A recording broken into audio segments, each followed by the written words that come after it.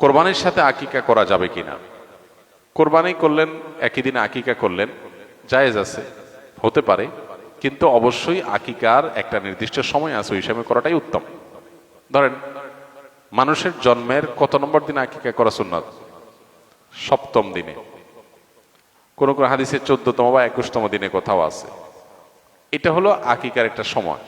এটা মিস হয়ে গেলে তখন অপশন আছে, পরে করলেও হবে, কিন্তু ইচ্ছাকৃতভাবে এটাকে মিস করে কোরবানির জন্য অপেক্ষা করার তো কোনো যুক্তি নেই।